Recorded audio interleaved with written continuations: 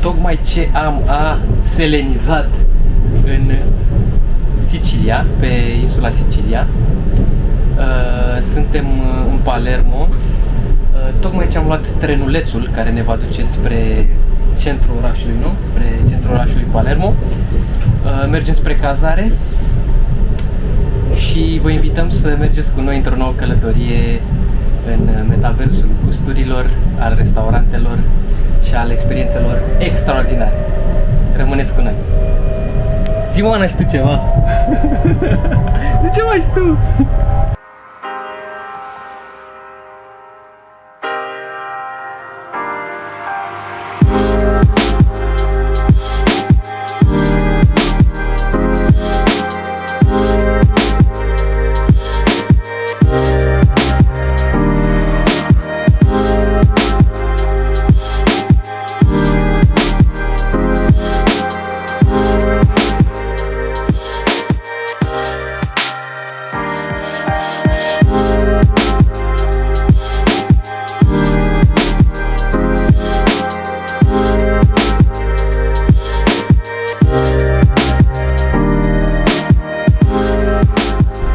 Oana, dacă nu mă scoți la bere diseară, îți dau...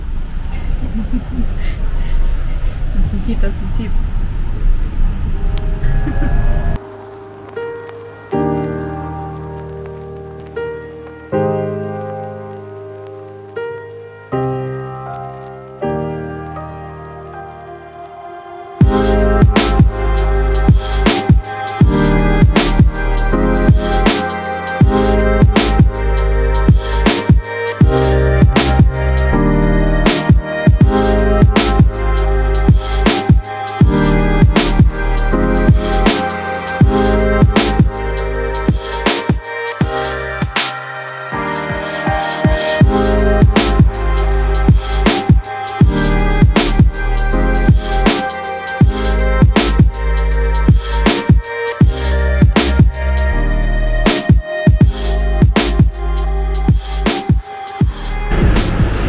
Ne-am întors, tocmai ce am ajuns la cazare, minunată, excelentă cazarea noastră de aici din Palermo, din buricul Târgului, chiar din centrul orașului, excelentă cazare. O să facem și un room tour, dar la final, că na, recenzia trebuie să dăm după ce trăim experiența și cred că o să fie minunată, că arată super bine. E o cazare... Mai important este curat. Este foarte curat, da, e curat. Și chiar e o cazare de 3 stele Michelin. Iar acum ne-am echipat și suntem pregătiți să devorăm ceva, că avem o foame de lupi dacici. Foame de lupi dacici avem. Oana, unde mergem? Mergem să-l vedem pe Nino Balerinul, așa se numește chioșcul. Nu știm exact cum arată, chioșc este numit pe net. Mergem să luăm niște street food, niște arancini, niște panini con nu știu ce, niște de-astea, vedem acolo. Și fanul porchetta aici. Porchetta, sper să găsim o porchetta la fel de bună ca aia din Bari, că mi-e dor de ea. Da, și revenim cu review. Bun, am revenit, am ajuns la locație. Locația este un bar în stradă. E un fel de street food, fast food, combinație. E mâncare stradală. Arată ca o bodegă. Lor, așa, da. O bodegă. Ce avem aici este o birra Moretti Grande, pe care tocmai ce a pus-o Oana în păhărel. Mai avem aici mai jos niște... Ce avem aici, Oana? Arancini.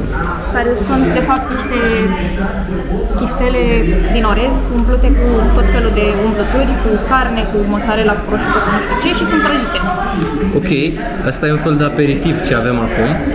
Și în pregătire mai sunt și 2 porchetta pe care abia le așteptăm să vedem cum sunt. Între timp, hai să ciocnim un păhărel, vă rog. În scurta plimbare până aici, până la street food-ul ăsta. Am luat și primul contact cu traficul, e trafic nebun aici. Nu știu dacă se aude bine, că e destul de gălăgie avem o muzică de fundal. Traficul e nebun aici în Palermo. Nu prea sunt semafoare și e foarte murdar, prima impresie, pe stradă. E foarte murdar. Foarte Munți de gunoaie peste tot. Foarte murdar.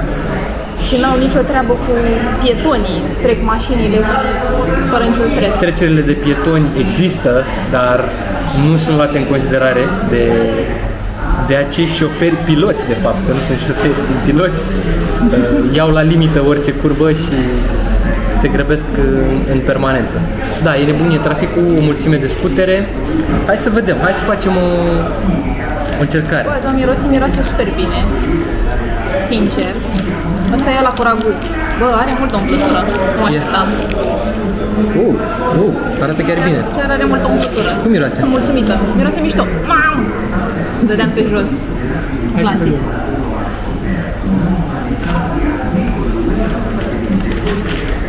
Cum e? Ia. E bun. Ia. Dar nu sunt fan fără jală. Nu sunt fan fără jală. Dar e bună. Se simte că este reîncălzit. Se simte că e reîncălzit. Dar e bunăț. E bunăț. E super bun, e bunăț. Trebuie să mergem, mai este un local de tipul ăsta, tot așa, de mâncare stradală, unde oamenii spun că îți faci pe loc chestiile astea. Îți spui cu ce dorești, ce umplutură vrei și se fac pe loc, s-ar putea să fie mai gustoase. Dar... La ce foame de lup dacic aveam, intră la marele fix, ocupă golul ăla, perfect. Voiam doar să vă urăm să luați cu pâinică, dar mai bine luați cu călăvie. Prietenii de pahar știu de ce. Ce avem aici? Ce avem aici? Partea a doua? Partea 2. Asta e umplut cu prosciutto și cu mozzarella. Nu știu, sunt mediocre, nu sunt cine știe ce pun acum, nu știu dacă e pe gustul nostru, tipul ăsta de așa, de mâncare, dar e mâncabil, nu e rău. E mâncabil? Dar nu e nici bun, să zici că e excelent. Până acum cel mai bine a intrat.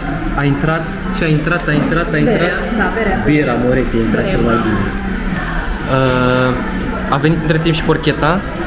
O să vedem cum e și porcheta. Până atunci să ne bucurăm de... E mai bun decât primul. Mai bun? Mai bun?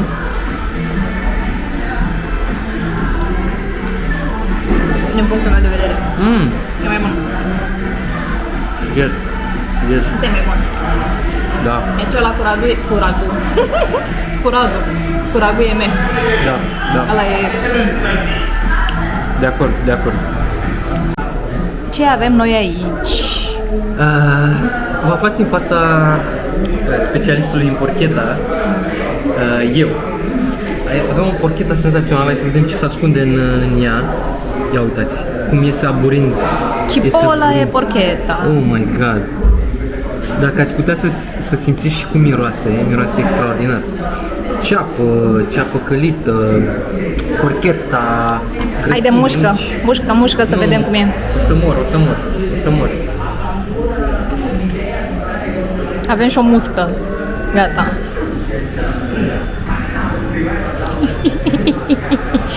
Oh my god. Mi-au pus balele pe lângă gură. E bun? E bun? The shit. Bine, gata. The shit. Dacă veniți aici, în Italia, dacă veniți în Italia, neapărat mâncați porcheta. Porcheta e the best shit in history. Bun. Încearcă Bine. și tu.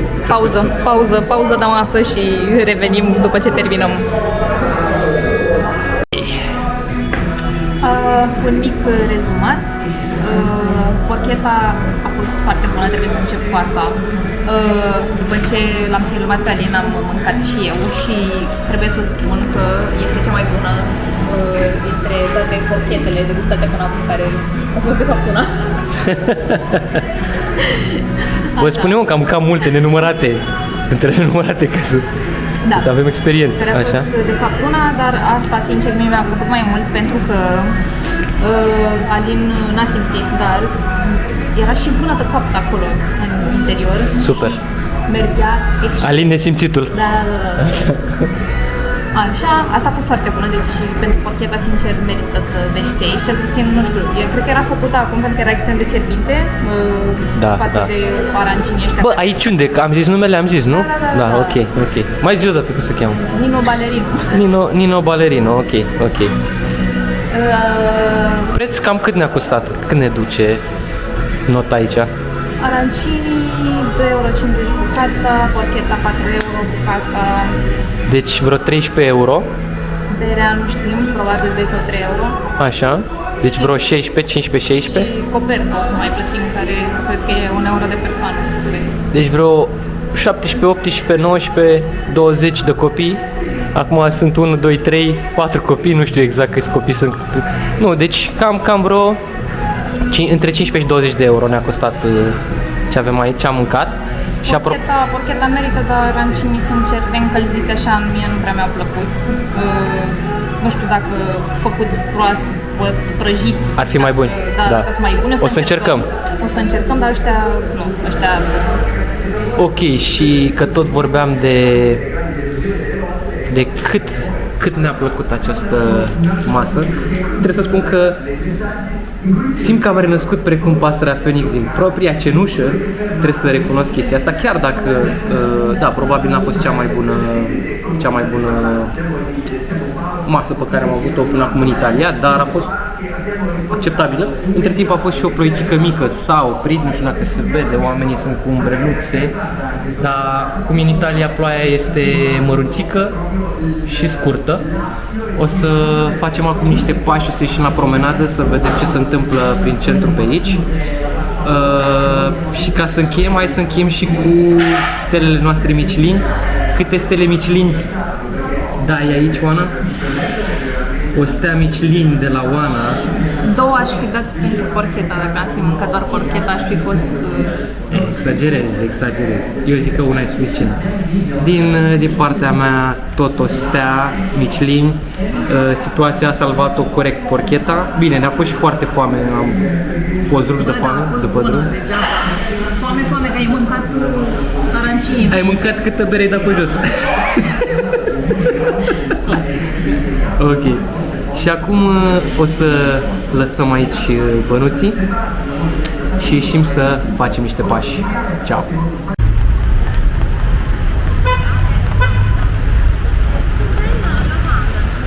Pe sistemul doar liniștit, FNI veghează pentru tine. Banca Asigurațione, credem și nu cercetăm.